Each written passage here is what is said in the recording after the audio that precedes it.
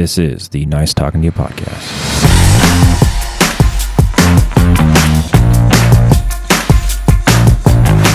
What is going on, everybody? Thank you for tuning in to episode 2, April Foolin'. Today is March 31st, 2022. Today in history, on this day, March 31st, the Eiffel Tower was finished on March 31st, 1889. It was constructed by Alexandre Gustave Eiffel, the same man who designed the framework of the Statue of Liberty. Little tidbit for you there. Also on March 31st, in 1999, The Matrix came out. Have you taken your red pill today? I have. Should be a bumper sticker or something. Maybe an episode. The Matrix, red pill. What else? So yeah, April 31st, that means tomorrow is April Fool's Day. Has anybody successfully pulled off an April Fool's prank or joke? I say successful because it's very difficult to pull off an April Fool's joke or prank. You don't want to cross the line. You don't want to be that boy or gal who cried wolf and not be believed when there's an actual wolf. Not literally, but figuratively speaking. Like, obviously, if you're saying, like, oh my gosh, like for instance, my mom, she said April Fool's joke prank when she was working at the post office. And she called her boss, and she told her boss that she was mugged and got beat up and was in bad shape. And then she hung up. Well, her boss then proceeded to call the cops, and the cops were on their way. But my mom calls my boss again to say April Fools, and it was already too late because the cops were already on their way. The cops got there, and they were not pleased, not one bit. And my mother's trying to talk them down, and she just made a big headache for herself. But the cops were trying to, at that point, find any excuse to write her a ticket. They were looking at registration, they were looking inside the garage, they were looking at the motorcycle's registration, anything. And they really couldn't find anything. But luckily, my mother was wearing a high school baseball shirt from the local high school that I went to here in town. And one of the officers said something about it, about the high school shirt. And I'm not sure if, because we're part of the community, like, I don't know, they just let her go and said it was fine. But I guess, the benefits of living in a small town, which I love our officers here in the town. Like, this is one of the safest towns in the country. And, big shout out to cops everywhere, but especially the officers in this town. Like, this is a great place to live. And that's why I'm saying this town, because I want to keep it that way and not saying the actual name of this place. Whoops, had something there. And speaking of this town, I was having a nice conversation last week on Friday at a local restaurant, and the gentleman recognized me. And I was a little bit taken aback. Like, he even remembered, like, who I was and everything. Like, we just had a really nice conversation about talking about, old friends and talking about this town and growing up in this town and everything. And he said something that really resonated with me. He said that he is proud to be from here. And I was like, wow, thanks for saying that. That's so awesome. Cause I'm proud. But it's one of those small towns that you just can't wait to get out of because there's not a lot that happens, but that's a good thing, but we just, we had a very nice conversation. And then, I was telling him about my podcast and, gave him a link to it and everything. And just, it's always good to have, word of mouth and just spread your podcast out there. But, also about having a nice conversation and talking to not really a stranger, but, just opening up the conversation. It's something that we don't do a lot, I think. And that's like kind of what I want this podcast to be, is an open platform, an open conversation. So, last week after running into an old friend, I just obviously left and said, "Hey, nice talking to you." But yeah, again, be careful on your April Fool's jokes. Don't tell your boss that you got beat up, or anything like that. But if you do pull off a successful April Fool's joke, and it's epic, it doesn't have to be epic, but if you pull one off, reach out to me on the podcast, share it. If it's a good one, I'll share it on the air. You can email me at nicetalkingtoyou21@gmail.com or find us on Twitter at nicetalking_to-ya. I will not be participating in any April Fooling this year because the only person who I would consider pranking would be Amanda, and I enjoy being alive. So, yeah, I don't want to prank my girlfriend because there's a few ideas that I have, but all of them are just like, no, that's bad. No, that's bad. So, yeah, it's a tough, you got to really think it out. You got to think it through. You can't rush an April Fool's joke. But no, this is episode 2, April Foolin'.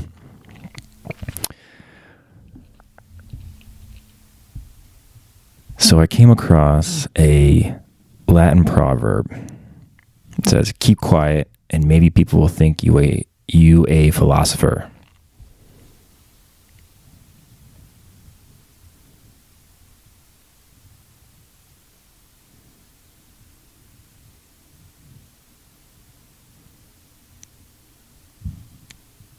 Did it work?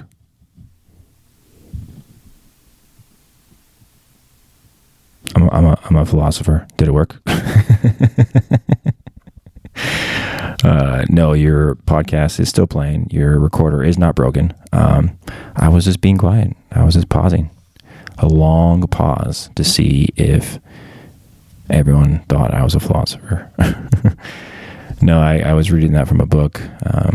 One of the books I'm reading, which I'll share later on in some ensuing episodes. But I wanted to switch gears. I wanted to give a shout out just to teachers. I was thinking as I was reading one of my books, and there was a topic of dyslexia, and I started to reflect on me and my struggles with reading as a child. And I didn't know it at the time, but what I was struggling with was dyslexia. And, I had some amazing teachers that helped me through that kind of process. I'm not sure if they knew what was going on. I was never diagnosed, but I had great teachers that put me on the path of success.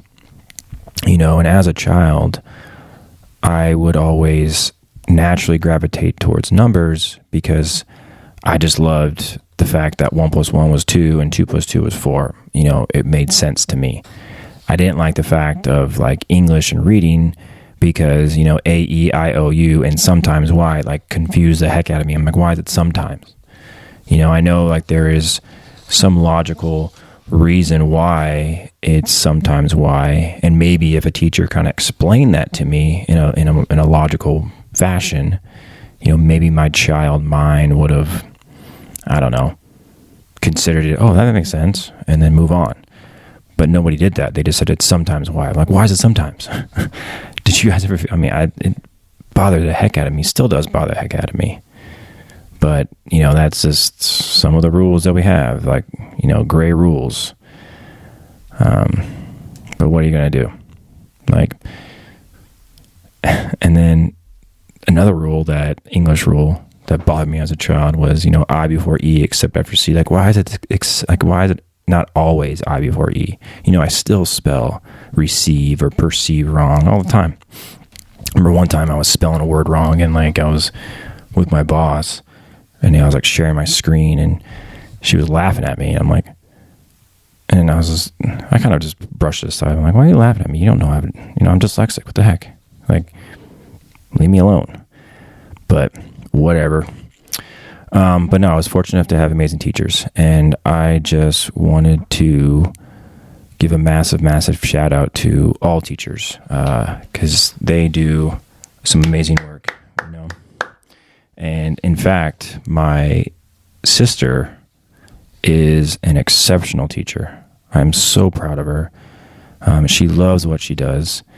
And any school that has her as a teacher is extremely, extremely fortunate, because she's so passionate about English, and she's actually an English teacher, which is kind of ironic, something that I was never good at.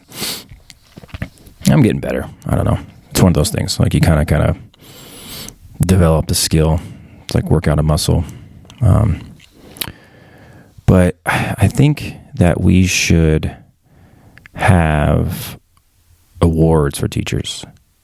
Similar to what we do with athletes and celebrities. We should take the limelight away from these overpaid people and put more money into teachers and nurses, because they're doing the work that's way more important than, say, watching a movie or going to a sporting event and watching these athletes, do something that,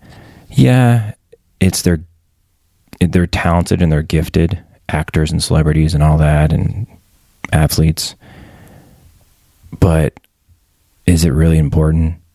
Like, does it really bring some sustenance to your life, as far as teachers that are going to mold young minds for the betterment of our future, of our great nation? And that's just my idea, just my opinion. Maybe we'll call it the Nice Talking to You Awards for teachers or something. That'd be funny. No, I can partner with like a local PTA or something. Hey, I don't know, I think we're onto something there.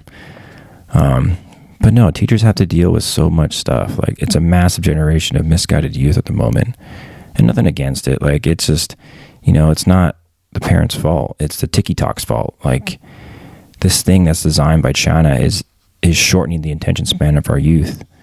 And it's a massive problem. Just FYI, in my opinion. Like, I tell a joke all the time. I tell a joke, not all the time, but I told a joke to Amanda one time when her and I were having a conversation, and she is a brilliant conversationalist, and she's able to switch subjects so quickly, but she changed the subject on me. And I go, Amanda, you have the attention span of a TikTok video. And then she starts laughing. She's like, I'm going to use that. And then she didn't end up using it. She used it against her attorney, and because her attorney is the same way. And her attorney laughed. Thought it was hilarious. But Amanda and I always use each other's material back and forth. She's way funnier than I am. I know funnier is not a word. You don't have to let me know, Dina. Dina's my sister. But one thing that's not funny is losing money. And I'm going to use that to transition into something. While I was watching the stock market, the market channel today, and it was a pretty sluggish day throughout the day. But I didn't know the last hour, because I was writing, working on this podcast. We had a brutal last hour in the Dow Jones. The Dow closed at minus 550 today. The S&P was down 72, and the NASDAQ down 221. Gold did get a notch up, but I don't know. I'm not a financial advisor, but I was able to kind of teach myself investments. And so if you want my opinion on what's going on, I'm not going to share it here openly, but I will definitely give you my insight in a private setting. I'm not a financial advisor, but I do have a good inclination of what's going to happen next, in my opinion. And it doesn't look good. It's going to be in the short term. Definitely in the long term. That's why you got to kind of diversify your investments.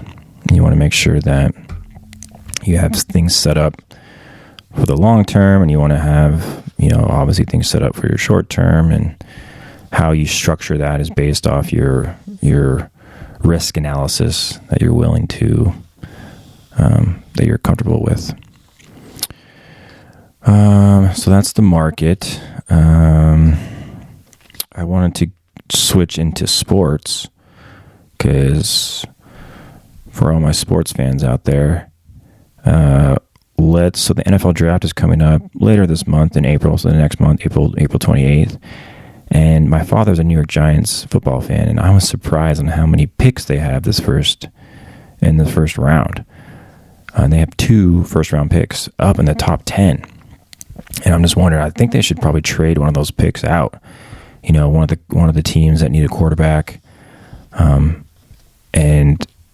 kind of double up. They can kind of get picks next year, you know, rebuild that roster.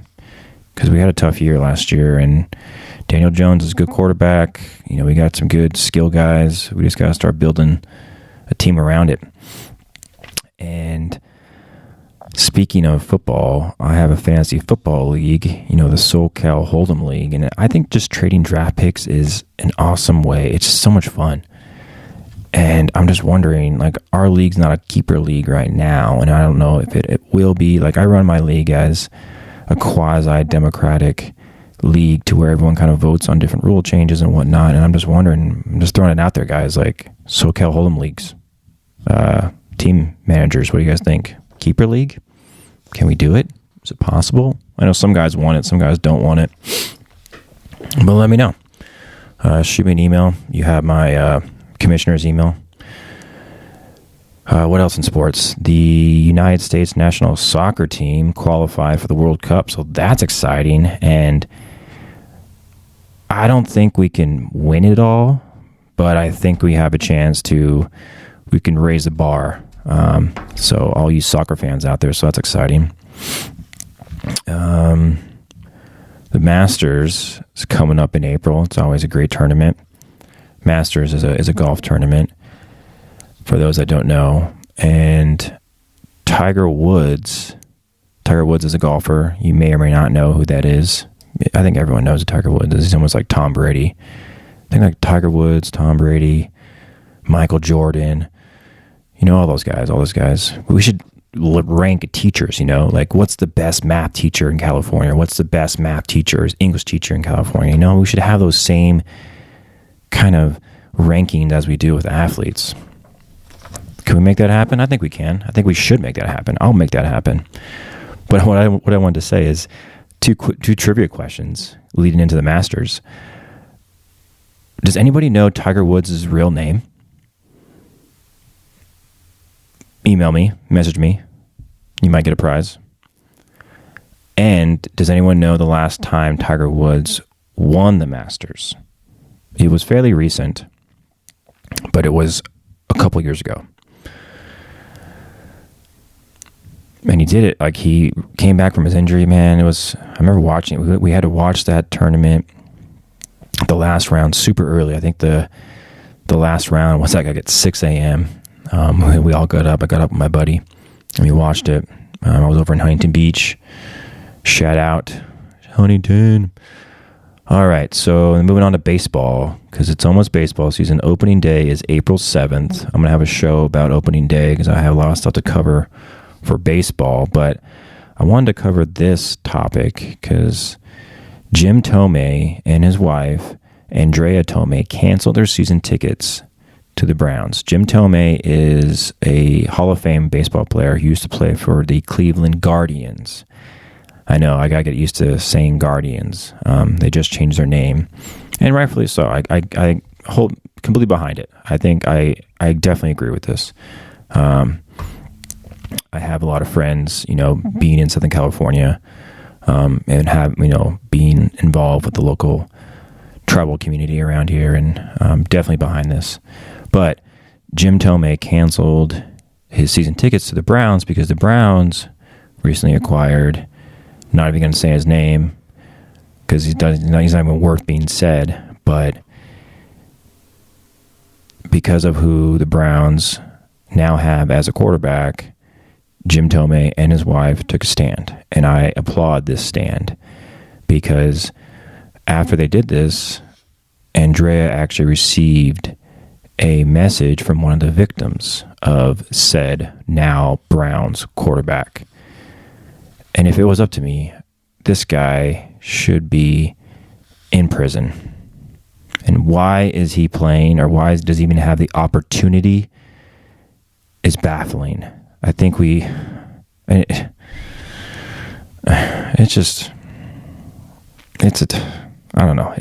a tough topic. I get it, but money talks, and it's just horrible. Shame on you, Browns. Shame on you. I don't think anybody should go to a single Browns game, but I'm not in Cleveland. And I think half of Cleveland's owned by some Russian real estate investor anyways, which is also a big issue, but not to get into that. It goes into politics.